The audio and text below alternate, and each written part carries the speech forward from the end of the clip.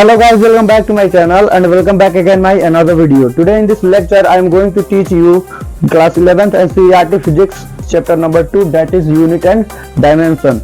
चलिए वीडियो को शुरू कर. Let's move on our topic without any further. We are going to start from zero level to hero level, and first of all we will know about what is unit and what is quantities, and then after it we will going to discuss about what is dimension. I want to tell you what is physical quantity. The physical quantity is physical property that can be measured using number.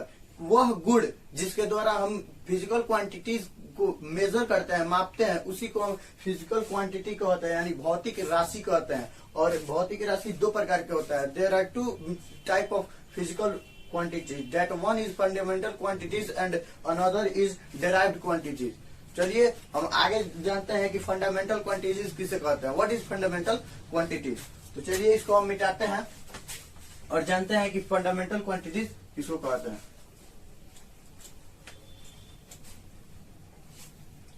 Fundamental quantities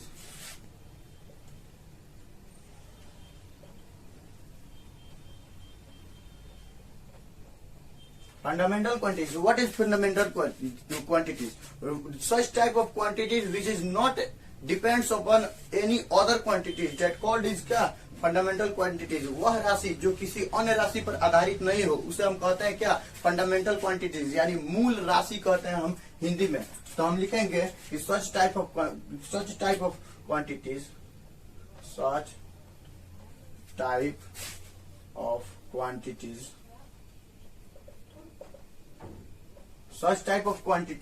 which is not depends upon any other quantities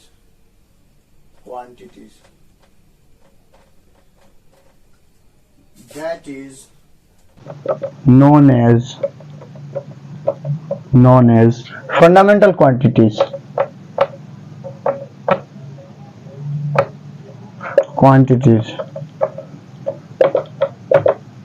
देखिए, such type of quantities which is not depends upon any other quantity that is called क्या? आपको fundamental quantities. किसी वह भौतिक राशि जो किसी अन्य राशि पर आधारित नहीं हो उसे हम फंडामेंटल क्वांटिटीज यानी आपको मूल राशि कहते हैं हिंदी में. And there are 7 fundamental quantities करेंगे. अब यहाँ पे आगे बढ़ते हैं कि हम मात्रक किसे कहते हैं. What is unit? चलिए इसको हम मिटाते हैं और आगे देखते हैं कि मात्रक किसे कहते हैं. What is unit? यूनिट किसे कहते हैं? What is unit? यूनिट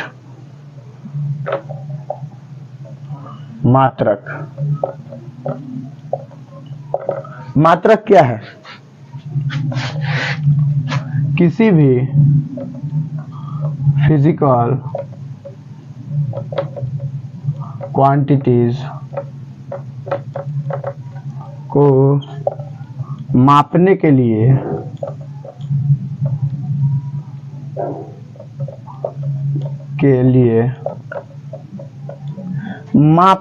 मानक मापों का आवश्यकता होता है. मानक मापों का आवश्यकता होता है.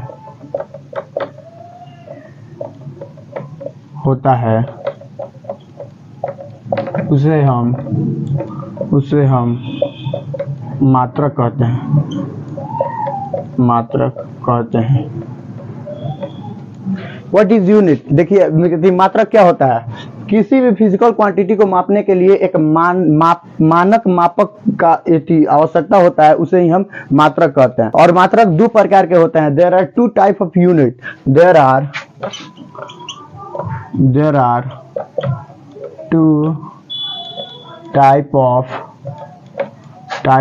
Unit. There are 2 type of unit. मात्रक दो प्रकार के होते हैं. That one is fundamental unit,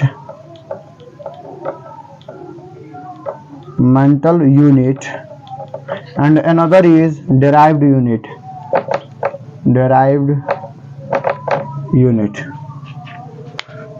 चलिए हम आगे समझते हैं कि मात्रक पद्धति किसे कहते हैं। आइए हम जानते हैं कि सिस्टम ऑफ यूनिट किसे कहते हैं, यानी मात्रक पद्धति किसे कहते हैं।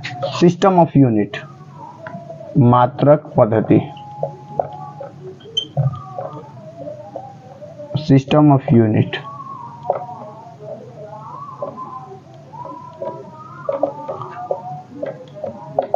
सिस्टम ऑफ यूनिट किसे कहते हैं? देखिए, जब हमारा जितने भी हमारा फंडामेंटल क्वांटिटीज का सात गो फंडामेंटल क्वांटिटीज होती है और डेराइव्ड क्वांटिटीज अनंत होती है, सभी को जोड़ दिया जाता है और जोड़ करके एक जो ग्रुप तैयार होता है, एक समूह तैयार होता है, उसी को हम मात्रक पद्धति कहते हैं। और ये मात्रक पद्धति 4 प्रकार का होता है। देखिए, fundamental quantities, fundamental quantities and fundamental quantities and derived quantities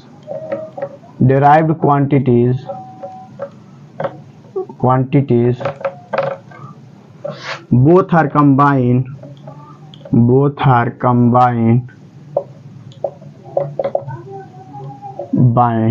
and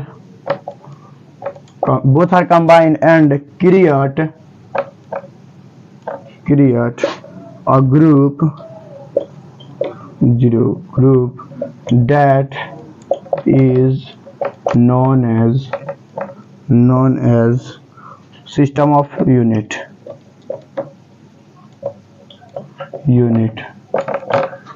देखिए, मात्रक पद्धति किसे कहते हैं? What is system of unit? System of unit किसे कहते हैं? Fundamental quantities and derived quantities both are combining to create a new group that is known as क्या? आपको system of unit. And there are 4 type of system of unit. There are 4 type of system of unit. There are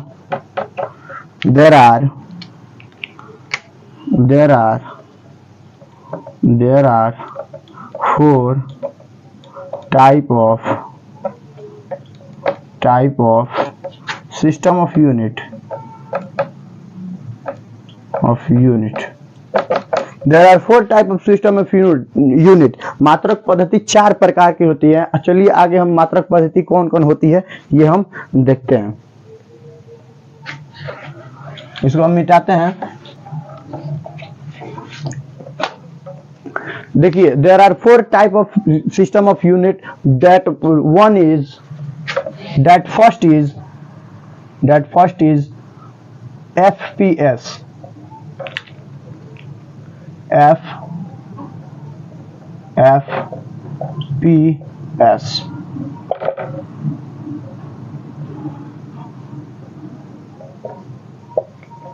दूसरा का the second is CGS and third is MKS and fourth is SI। देखिए, जो हमारा FPS होता है, FPS का full form होता है foot pound second. Foot POUND pound second. इसका जो होता है उसका होता है centimetre gram second. Centimetre gram second. And MKS का होता है metre kilogram second. Metre kilogram second. SI का होता है, और SI का होता है सिस्टम ऑफ इंटरनेशनल। देखिए, जो हमारा FPS का होता है वो फुट पाउंड सेकंड होता है। CGS का जो हमारा होता है सेंटीमीटर ग्राम सेकंड होता है। और जो हमारा MKS का होता है मीटर किलोग्राम सेकंड होता है। और SI का होता है आपको सिस्टम ऑफ इंटरनेशनल होता है। ये है कि जो हमारा FPS है या CGS है या MKS है, ये सब आपको पद्धति है, मात्रक पद्धति है, ये 4 प्रकार की होती है और एसआई को बाद में, सबसे बाद में लाया गया। ये जो हमारा एफपीएस, सीजीएस या एमकेएस है, इसमें ये जो हमारा फर्स्ट वाला होता है फुट, इसको आपको लंबाई को रिप्रेजेंट करता है, ये लेंथ को रिप्रेजेंट करता है, ये एम यानी मास यानी द्रव्यमान को रिप्रेजेंट करता है और ये हमारा टाइम को रिप्रेजेंट करता है। ये जो हमारा होता है, ये जो हमारा होता है वो आपको लंबाई को मेजरमेंट करता है, लेंथ को मेजरमेंट करता है और ये जो हमारा होता है ये हमारा मास को मेजरमेंट करता है, मास को मेजरमेंट रिप्रेजेंट करता है, ये जो हमारा होता है ये मास को रिप्रेजेंट करता है और ये जो हमारा होता है वो टाइम को रिप्रेजेंट करता है। ये जो हमारा होता है ये टाइम को रिप्रेजेंट करता है, यानी एफपीएस में, फुट में लेंथ को मेजर किया जाता है, आपको पाउंड में मास को मेजर किया जाता है और सेकंड में टाइम को मेजरमेंट किया जाता है। वैसे ही हमारा जो हमारा सीजीएस पद्धति है, सीजीएस पद्धति में, सीजीएस सिस्टम में आपको सेंटीमीटर में लेंथ को आपको मेजरमेंट किया जाता है और ग्राम में मास को मेजरमेंट किया जाता है और सेकंड को टाइम में टाइम को मेजरमेंट किया जाता है। और वैसे ही हमारा एमकेएस पद्धति में मीटर में आपको लेंथ को मेजरमेंट किया जाता है, किलोग्राम को किलोग्राम में मास को मेजरमेंट किया जाता है और सेकंड में टाइम को मेजरमेंट किया जाता है। वैसे ही हम और ये 3 को जो है वो आपको, ये हमारा लेंथ को मेजरमेंट किया जाता है, इसमें इसको मेजरमेंट करता है, ये मास को मेजरमेंट करता है, वैसे ही ये टाइम को मेजरमेंट करता है, वैसे ही ये भी है, ये भी लेंथ को मेजरमेंट करता है और ये मास को आपको रिप्रेजेंट करता है और ये सेकंड टाइम को रिप्रेजेंट करता है। ये जो हमारा एसआई पद्धति है, एसआई है, इसका ये कैसे उत्पन्न हुआ, ये कहां से आया, तो सबसे पहले पेरिस के सेरेवा नामक स्थान पर माप तौल का अंतरराष्ट्रीय सम्मेलन हुआ था और उसी सम्मेलन में इस एसआई पद्धति को 1960 ईस्वी में 1960 ईस्वी में आपको इसको अपनाया गया और इसी में 1970 ईस्वी में 7वां आधारी राशि मोल को जोड़ा गया। इस एसआई पद्धति में 1970 ईस्वी में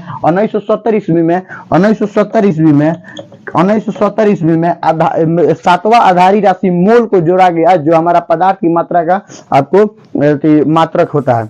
आइए अब हम कुछ प्रीफिक्स के बारे में जानते हैं। ये जो हमारा प्रीफिक्स है ये फिजिक्स की दुनिया में बहुत ज्यादा महत्वपूर्ण रोल प्ले करता है और ये फिजिक्स के बहुत हेल्प करता है आपको न्यूमेरिकल सॉल्व करने में, प्रश्न बनाने में फिजिक्स का। तो चलिए हम प्रीफिक्स को देखते हैं कि प्रीफिक्स क्या है।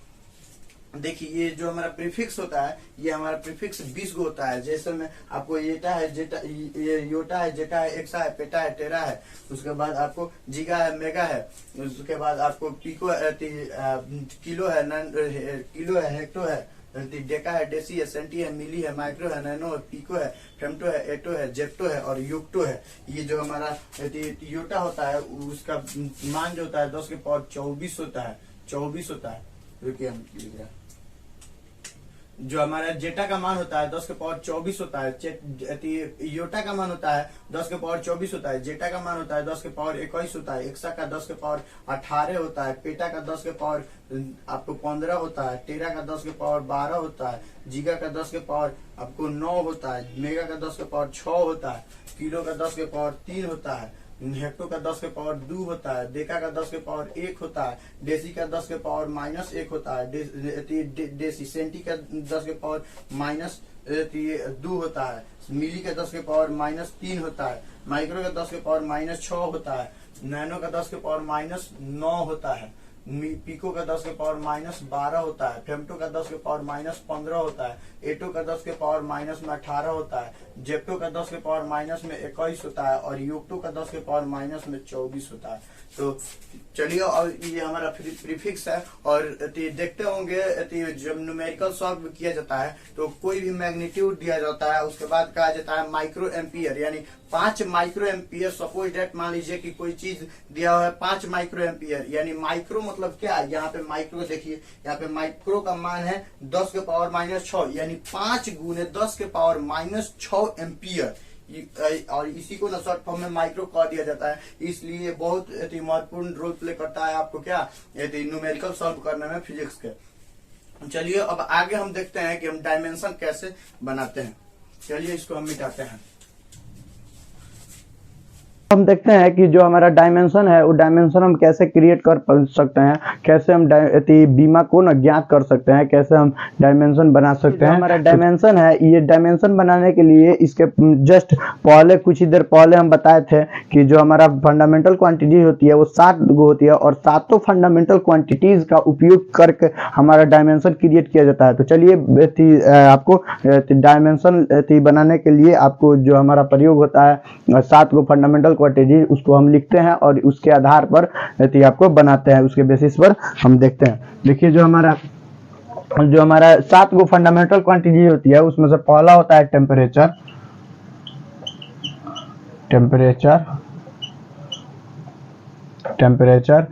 दूसरा होता है आपको अमाउंट ऑफ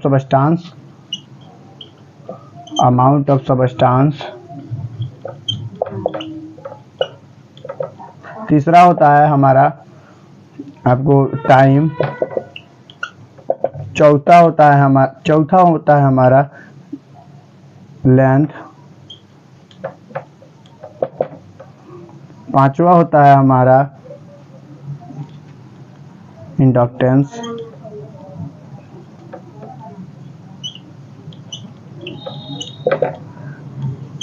छठवां होता है हमारा आपको करंट।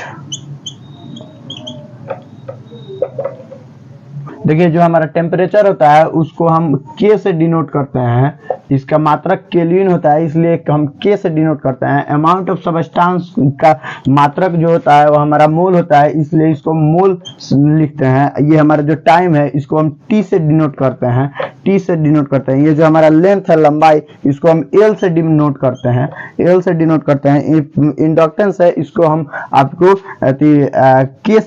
कैंडेला वी से डिनोट करते हैं, ये जो हमारा करंट है इस करंट को हम आई से डिनोट करते हैं, और ये जो हमारा मास है इसको एम से डिनोट करते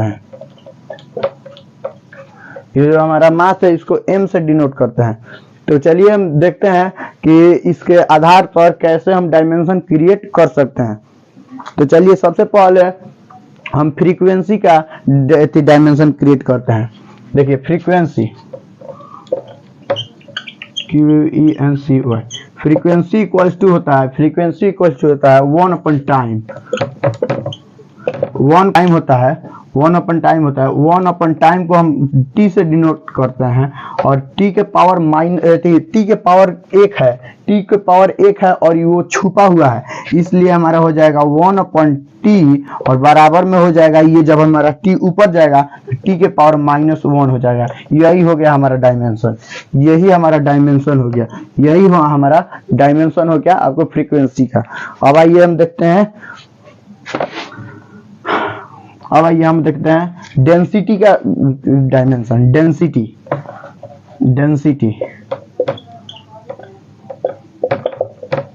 डेंसिटी इक्वल्स टू होता है आपको मास अपॉन वॉल्यूम।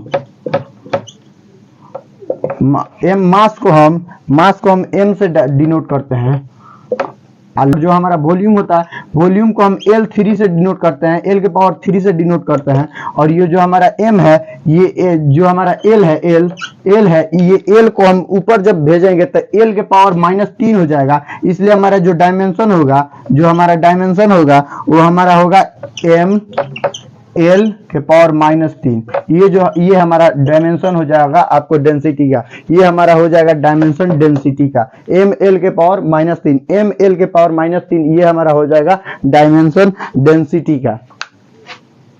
अब आइए हम देखते हैं आपको एक्सेलरेशन का डायमेंशन। एक्सेलरेशन क्या होता है? एक्सेलरेशन होता है कि वेग में परिवर्तन की दर और अपॉन में टाइम होता है, यानी डेल्टा v अपॉन टी होता है। एक्सेलरेशन इक्वल्स टू होता है एक्सेलरेशन इक्वल्स टू होता है डेल्टा v अपॉन में टी, डेल्टा v अपॉन में डेल्टा टी।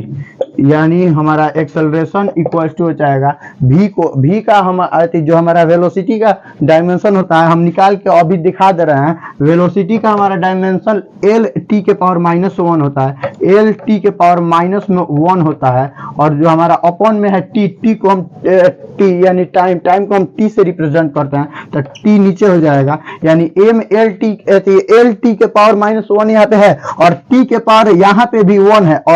और जो हमारा टी ऊपर जाएगा जब, तो यहाँ पे हो जाएगा एल टी, और ये जो हमारा ऊपर जाएगा तो ये भी माइनस में हो जाएगा, और माइनस में 1 और माइनस में 1 जब जुड़ेगा तो हमारा एल टी के पावर -2 हो जाएगा। यही हो जाएगा हमारा आंसर एक्सेलरेशन का, यही हो जाएगा हमारा एक्सेलरेशन का डायमेंशन।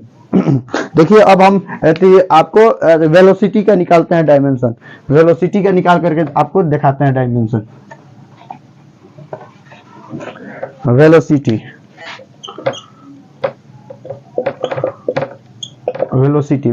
का फॉर्मूला देखिए, फॉर्मूला बहुत ही इंपॉर्टेंट है। विदाउट फॉर्मूला आप डायमेंशन क्रिएट नहीं कर सकते हैं, फॉर्मूला याद रहना चाहिए आपको, तभी आप डायमेंशन क्रिएट कर सकते हैं। वेलोसिटी होता है, इस वेलोसिटी का फॉर्मूला आपको डिस्प्लेसमेंट अपॉन टाइम होता है, डिस्प्लेसमेंट अपॉन टाइम होता है, डिस्प्लेसमेंट अपॉन टाइम होता है, हमारा डिस्प्लेसमेंट अपॉन टाइम होता है, डिस्प्लेसमेंट अपॉन टाइम होता है, डिस्प्लेसमेंट अपॉन टाइम होता है। Velocity equal to displacement upon time होता है। और जब हम डिस्प्लेसमेंट को टी यानी डिस्प्लेसमेंट एक दूरी ही है, एक दूरी ही है, मतलब बहुत मतलब एक शॉर्टकट दूरी को डिस्प्लेसमेंट कहते हैं। और डिस्प्लेसमेंट एक दूरी ही है, और दूरी को हम एल से लंबाई में मेजर करते हैं, इसलिए हम एल लिखेंगे ऊपर और टी लिखेंगे नीचे, इसलिए जो हमारा एल का एल हो जाएगा और टी जब ऊपर जाएगा तो टी के पावर -1 हो जाएगा। यही हमारा हो जाएगा वेलोसिटी का आपको डायमेंशन, एल टी के पावर -1। तो इस वीडियो में इतना ही। जय हिंद, जय भारत।